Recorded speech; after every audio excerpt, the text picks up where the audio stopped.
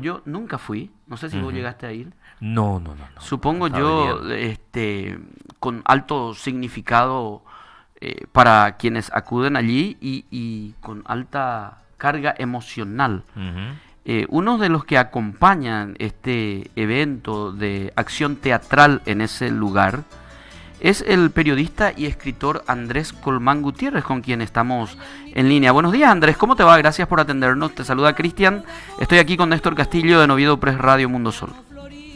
Buenos días, Cristian. Buenos días, Néstor. Un gusto saludarles y también a toda la audiencia. Muy buen día, Andrés. Esta ida al lugar de Acostañú y haciendo representación teatral, revivenciar lo de aquella batalla sangrienta, masacre de niños paraguayos, es algo recurrente ya cada año, Andrés. Sí, es un trabajo que empezó allá por el 2014 de la Asociación Cultural Yucutí, que es un grupo de jóvenes ciudadanos de Eusebio Ayala, la antigua Barrero Grande, que empezaron a recuperar un poco la memoria que estaba un poco olvidada de los niños mártires de Acostañú. En esa época inclusive no se podía casi llegar hasta los campos de batalla porque había un camino de tierra muy precario y además había un error histórico, ¿verdad? Se había establecido como el Cerro de la Gloria, un cerro cercano pero que no era parte de los campos de batalla. Entonces este grupo inició una cruzada que se llama Mitanapé, donde convocaron primera vez hace 10 años a 3.000 personas que llevaran 3.000 banderas en memoria de los 3.000 niños que se enfrentaron a un ejército de 20.000 hombres, principalmente brasileños, hace 155 años, ¿verdad? Y inclusive hubo un caso famoso cuando el entonces presidente Horacio Cartes fue a Barrero Grande. Ellos se acercaron, forzaron un poco la guardia y le pidieron que se haga el asfalto de esa ruta, ¿verdad? Uh -huh. Y Cartes dijo: Acostañú, ¿qué es Acostañú, verdad? ¿Se acuerdan?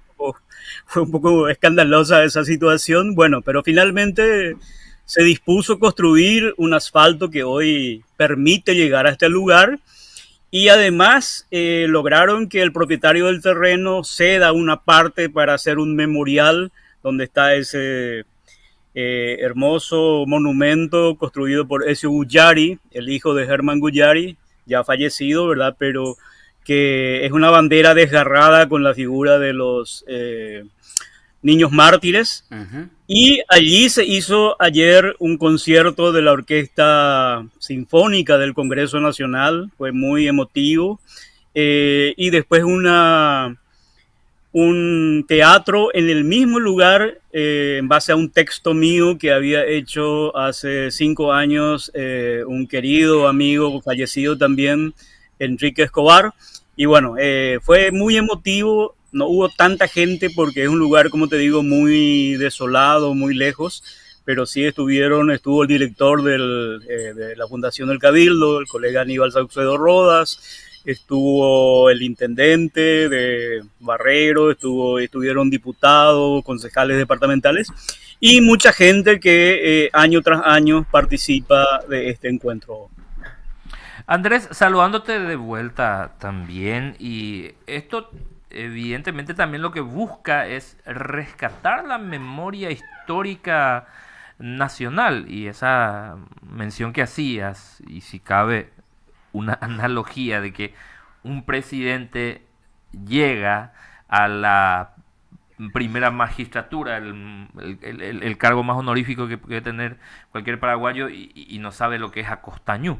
Ese rescate de la memoria histórica hace también que esto perdure hoy con una significancia un poco más superlativa que la que quizás se tenía hace un tiempo, Andrés. Sí, bueno, la batalla de Acostañú es considerada el mayor holocausto infantil en América, ¿verdad? No Ujú. hay otro caso donde un ejército, como te digo, en ese momento de soldados profesionales, eh, extermine prácticamente a un grupo de 300 niños que se vieron forzados a combatir. Muchos dicen que era por cubrir un poco la retirada del mariscal López y su tropa que se iba hacia el norte. Y bueno, era un poco también lo que en ese momento era como normalizado, ¿verdad? Que los niños combatan en una guerra. Y bueno, eso ya venía ocurriendo desde otras batallas, pero fue en Acostañú donde ese grupo de niños y ancianos principalmente, bajo el mando del general Bernardino Caballero, se vieron en una batalla terrible, desproporcionada. Y aún así, el conde Deu decía que en 2 horas iban a liquidarlos a todos, pero la batalla se prolongó por más de algunos dicen que hasta 8 horas de combate, ¿verdad? Hasta que, bueno, la mayoría fueron exterminados, pero muchos fueron tomados prisioneros, y fueron llevados a Brasil, fueron esclavizados, etcétera. Pero de ahí salieron muchos, finalmente figuras que fueron en la política paraguaya, como Benjamín Acebal, como otros personajes ilustres, ¿verdad? Sí, y yo recuerdo que cuando el dictador cubano Fidel Castro vino al Paraguay, en la charla que tuvo, reivindicó justamente el heroísmo de los niños mártires de Acostañú, ¿verdad? Sí. Y en Paraguay hasta entonces había poca mención, ¿verdad? El que lo reivindicó realmente es un gran historiador de ahí de Barrero Grande, el profesor Andrés Aguirre, que fue el que en su momento logró que, bueno, primero se corrigió varios errores históricos, como por ejemplo el lugar se le llamaba Rubioñú, pero Rubioñú era otro lugar lejano del campo de batalla, y realmente se reivindicó que el nombre real de ese campo era Costañú, porque el terrateniente dueño de ese campo era un español de apellido Acosta.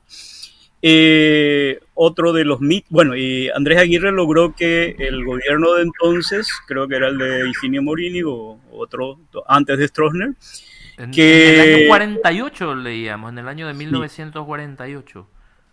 Que decrete que, digamos, esta fecha sea tomada como el Día del Niño. Hay quienes cuestionan porque dicen, bueno, el Día del Niño se celebra con chocolate, juegos, etcétera, y estamos rememorando una batalla trágica, ¿verdad? Que no debería ser, pero yo creo que es válido, ¿verdad? Porque tenemos que asumirlo como una conmemoración y como una superación justamente para que nunca más los niños empuñen armas, sino que empuñen lápices y libros, ¿verdad?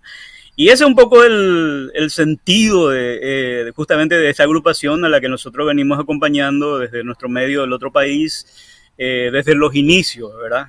Del Mitarape. Y que es cierto, quizá esa diatriba que a veces se genera en que ¿cómo vas a celebrar? Que chicos, no.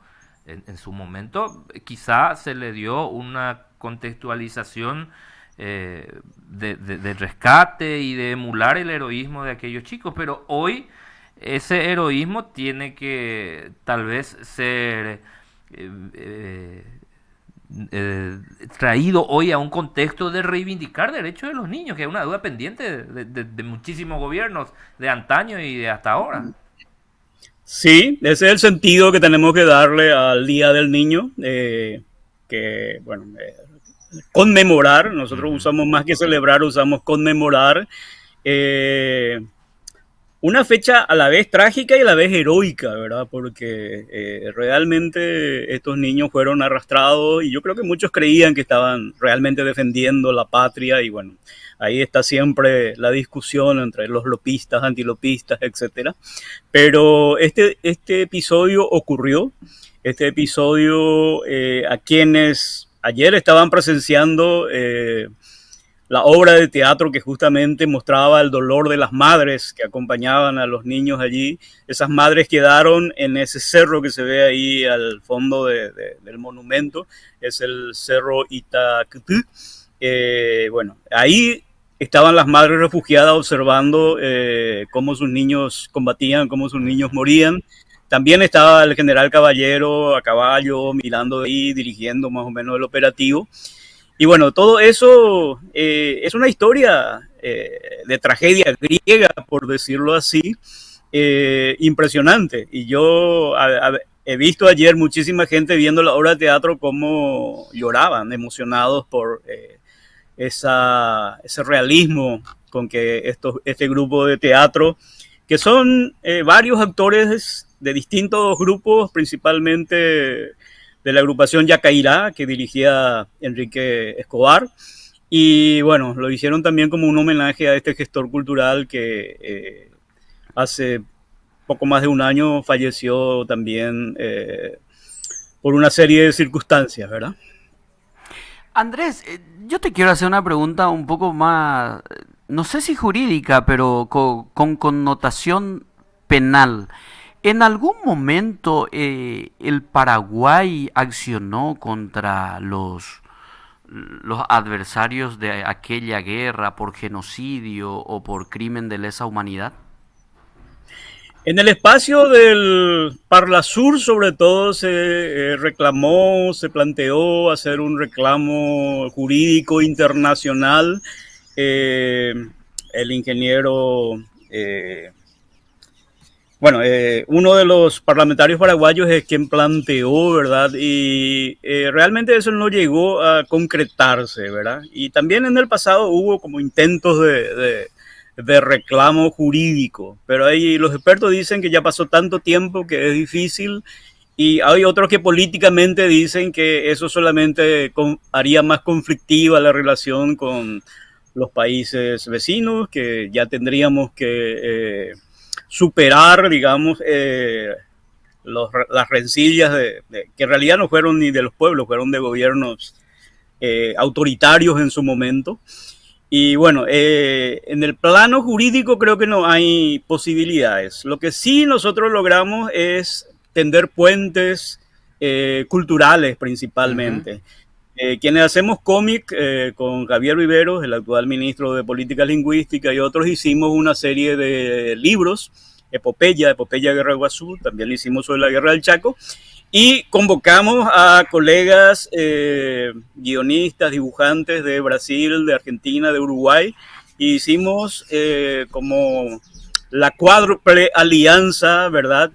Y lo que notamos ahí muy positivamente, que estos compañeros de estos países en su narración eran muy favorables a la causa paraguaya, ¿verdad? Y eran muy críticos contra su propio gobierno de hace 150 años, ¿verdad? Y bueno, entonces como que logramos una reivindicación cultural de memoria histórica muy importante. Y yo creo que eso también ocurre en otros planos, ¿verdad? Entonces eso creo que es mucho más positivo, ¿verdad? De que ya en esa época, obviamente, gente como Juan Bautista Alberdi cuestionaban la Triple Alianza y adherían a la causa paraguaya, ¿verdad? Pero hoy yo creo que hay un consenso de la mayoría de los intelectuales de Brasil, de Argentina, de Uruguay, de que esa guerra fue injusta contra el Paraguay, que esa guerra fue despiadada y que el Paraguay tiene todo el derecho de reclamar, ¿verdad? Una reivindicación histórica, por lo menos, ¿verdad? Yo creo que judicialmente ya va a ser difícil. Uh-huh. Lo que sí tenemos que seguir presionando es para que nos devuelvan los elementos que se llevaron, entre ellos el famoso cañón cristiano, que Brasil lo tiene y no lo quiere devolver, ¿verdad? Pero sí, Perón en su momento y otra gente, Uruguay también, devolvieron muchas de las reliquias que habían llevado después de la guerra, el despojo, ¿verdad? Y bueno, muchos de esos elementos están en nuestros museos, sobre todo en el Museo Militar, y bueno, es un poco... Y otra cosa es que hasta hoy se siguen encontrando reliquias en los campos de batalla, ¿verdad? Uh-huh. En Ñembucú, por ejemplo, impresionante como todos los días la gente encuentra restos de balas, restos de morteros, restos de armas, espadas, botellas inclusive, ¿verdad? Y se están formando museos muy interesantes en Humaitá, en Paso de Patria, y bueno, acá también en la Costañú también se está construyendo museos muy importantes. Bueno, Andrés, te agradecemos mucho por esta reseña de esto que se va haciendo allí en Acostañú.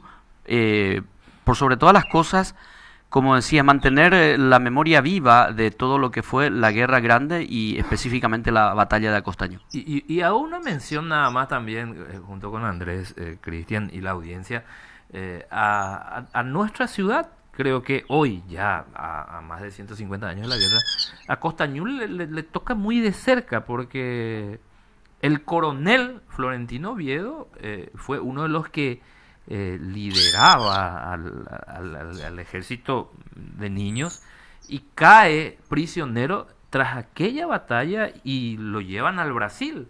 Y luego lo que Sí, con él, lo que no se dio que le ofrecieron la ciudadanía brasileña, Sí. un cargo de general y que él lo rechazó. O sea, hay mucho Un componente mucha carga vinculante, de egoísmo sí. en eso, Andrés. el coronel Oviedo fue herido en esa batalla Sí. y sí, fue, bueno, curado, tomado prisionero y llevado, como vos decías, y es uno de los grandes héroes de esa batalla de Acostañú. Yo creo que ahí también surgió prácticamente su figura y bueno, que hoy es digamos, aclamada por toda una ciudad que lleva su nombre. Sí, Así sí, que sí, está muy ligado al tema de Acostañú, la ciudad de Coronel Oviedo. absolutamente. Andrés, que tengas buen fin de semana, muchas gracias. Ahí estamos escuchando mucho Pito Huesera, eso es peligroso. Sí. Tenemos toda una fauna avícola. Bueno, Bueno, un gran abrazo. saludos, saludos. Un abrazo. Éxitos, Andrés. Andrés Colmán Gutiérrez, escritor y periodista, y también activista cultural que